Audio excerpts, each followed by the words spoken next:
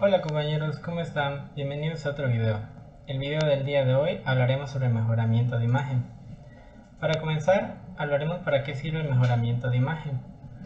La visión artificial abarca todas las aplicaciones industriales y no industriales en las que una combinación de elementos físicos y digitales proveen un guiado a los dispositivos en la ejecución de sus funciones de acuerdo con la captación y procesamiento de imágenes.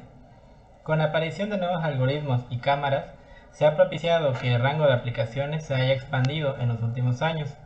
Un ejemplo de estas aplicaciones son las cámaras y aplicaciones fotográficas, donde se detecta de forma automática las caras de las personas que aparecen en la imagen.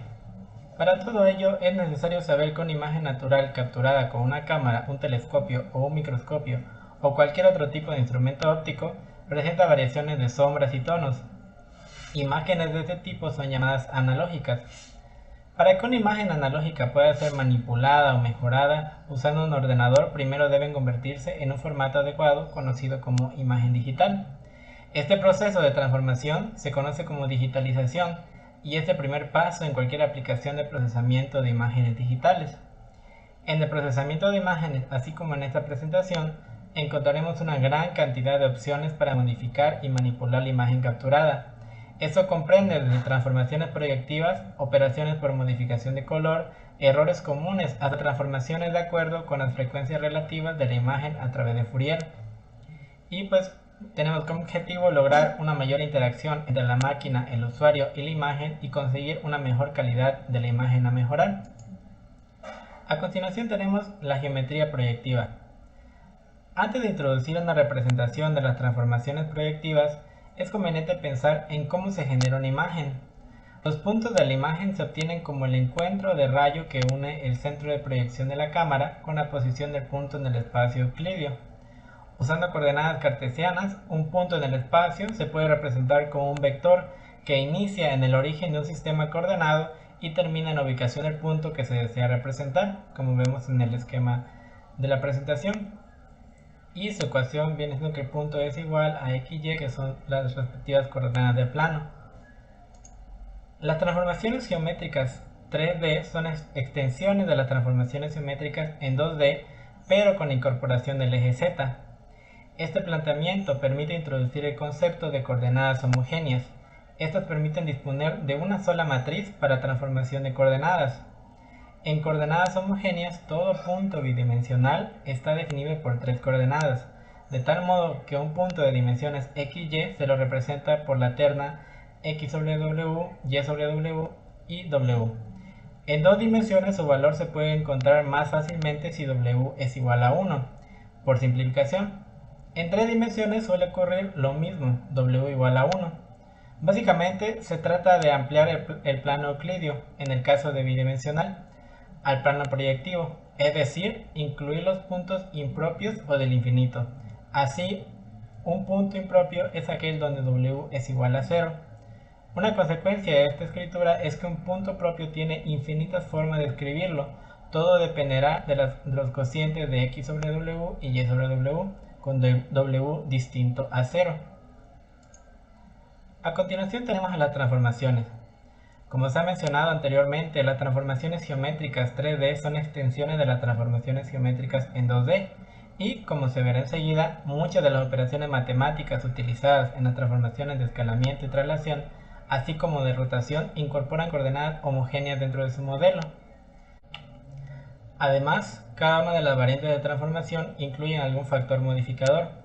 Para el escalamiento, S como factor de escalamiento. En el caso de traslación, una distancia de traslado D que provee la magnitud de desplazamiento en los ejes X y Y. Y finalmente, la incorporación de coordenadas polares para la rotación.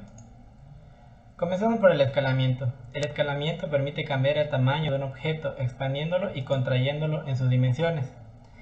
El escalamiento 2D implica el cambio de tamaño de un polígono X en el plano X y Y, que es transformado por la multiplicación de dos factores de escalamiento, S1 y S2, a lo largo de los ejes X y Y respectivamente.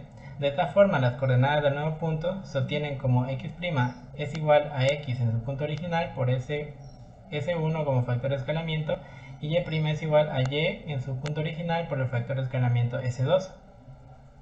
El escalamiento de un punto se puede expresar como el producto matricial del vector de factores de escalamiento y la matriz de escalamiento en coordenadas homogéneas. Extendiendo la idea anterior a 3D, el escalamiento implica el cambio de tamaño de un poliedro, donde cada punto es transformado por la multiplicación de tres factores de escalamiento, S1, S2 y S3, a lo largo de los ejes X, Y y Z, respectivamente. De esta forma, las coordenadas del nuevo punto se obtienen de manera semejante al de dos dimensiones, pero incorporando el punto Z. Y de la misma manera se puede expresar un producto matricial del vector de factores de escalamiento y la matriz de escalamiento en coordenadas homogéneas. Pasamos a las transformaciones de traslación. La traslación permite desplazar un objeto a lo largo de sus dimensiones. Como resultado se obtiene un cambio de posición. La traslación 2D implica el desplazamiento de un polígono donde cada punto de X en el plano XY es trasladado de 1 unidades en el eje X y de 2 unidades en el eje Y.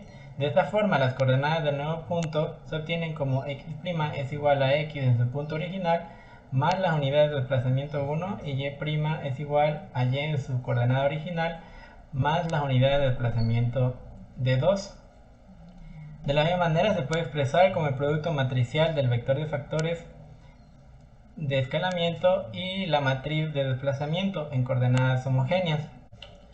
Basándose en la idea anterior, se tiene que la traslación 3D implica el desplazamiento de un poliedro, donde cada punto X, Y y Z es trasladado de 1 unidades en el eje X, de 2 unidades en el eje Y y de 3 unidades en el eje X. De esta forma, las coordenadas del nuevo punto se obtienen como x', y, y z' es igual a sus puntos originales más las unidades de desplazamiento respectivas. Y también se puede expresar como el producto matricial del vector de factores de escalamiento y la matriz de desplazamiento en coordenadas homogéneas. Por último tenemos a la rotación. La rotación permite girar un objeto sobre un eje de rotación dado un valor de ángulo de rotación y su dirección. La rotación de un objeto 2D se lleva a cabo alrededor de un punto, que es el eje puntual de rotación. Para generar una rotación se especifica el ángulo de rotación y el punto de rotación sobre el cual el objeto será rotado. Los ángulos de rotación positivos definen una rotación en sentido contrario a la manecilla de reloj sobre el punto pivote. Entonces los ángulos de rotación negativos producen una rotación en el sentido de las manecillas. Aplicando algunas propiedades trigonométricas y incluyendo algunas identidades trigonométricas, se obtiene la ecuación para rotar un punto X en el plano XY alrededor del origen dado un ángulo determinado. Entonces tenemos que x' es igual a x por el coseno del ángulo menos y por el seno del ángulo, y y' tenemos que es x por el seno del ángulo y coseno del ángulo en el caso de y. También se puede expresar como el producto matricial del vector de factores de rotación y la matriz de rotación sobre el origen en coordenadas homogéneas. Para entender el concepto de rotación en 3D como una extensión de la rotación 2D, hay que recordar que la rotación 2D es el giro sobre el eje de rotación, que es perpendicular al plano XY, el cual en 3D corresponde al eje Z. Entonces se tiene la primera rotación principal. De esta forma, por cada punto, dado un ángulo, puede ser rotado sobre el eje Z en sentido contrario a la manecilla de reloj, obteniendo las coordenadas del nuevo punto. De la misma forma en como se analizó en el espacio 2D, quedando la coordenada Z sin cambio, entonces se extiende la fórmula para la rotación 2D a 3D como x' y y' similares a la 2D, incorporando a z' con el vector Z sin ningún cambio. Y de la misma manera se puede expresar como el producto matricial del vector de factores de rotación y la matriz de rotación sobre el origen. Continuamos con la iluminación. La iluminación permite que toda imagen pueda ser concebida. No se puede concebir ninguna imagen sin la luz. Para generar una imagen es necesario que exista una fuente de iluminación, las cuales pueden dividirse en puntuales y de área respectivamente. Las puntuales tienen su origen en un solo lugar en el espacio, posiblemente en el infinito, Una fuente de luz puntual tiene la intensidad y un espectro de color, es decir, una distribución en L longitudes de onda. Y la iluminación de área puede ser un artefacto de iluminación en un techo con un difusor. Puede ser modelado como un conjunto finito emisor de luz rectangular igual en todas las direcciones. Derivado de la iluminación tenemos a la reflectancia, que nos dice que cuando la luz golpea la superficie de un objeto, como se ve en la mesa, se encuentra dispersa y reflejada. Para entender este modelo de dispersión de la luz se utiliza la función de distribución bidireccional, que describe la cantidad de cada longitud de onda de llegar a un incidente en una superficie de 4 dimensiones. Como vemos que la luz se dispersa al tocar la mesa alrededor de toda la sala y en diferentes dimensiones. Continuamos con el proceso de formación de imágenes. La formación de imágenes es un proceso mediante el cual una información luminosa 3D es proyectada a un plano 2D. Las cámaras digitales imitan el proceso que tiene lugar en el ojo humano. Para dicho proceso existe un modelo ideal de cámara llamado pinhole, en el que una superficie emite luz en todas las direcciones. La superficie tiene una pequeña apertura, desde donde pasa la luz en una sola dirección, lo cual permite tener puntos bien definidos, es decir, una imagen enfocada. Este proceso se define en la siguiente ecuación, donde un punto 3D con coordenadas x, y, z se mapea en un punto 2D con coordenadas y, j, donde w es el factor escalado de las coordenadas homogéneas, las cuales son utilizadas para describir los puntos de la imagen. Los demás elementos son coordenadas del punto al cual los ejes de la óptica interceptan al plano de la imagen. Continuamos con muestreo y cuantización. Para el proceso de formación de imágenes digitales es necesario el muestreo, que es el proceso de convertir una señal en la secuencia numérica.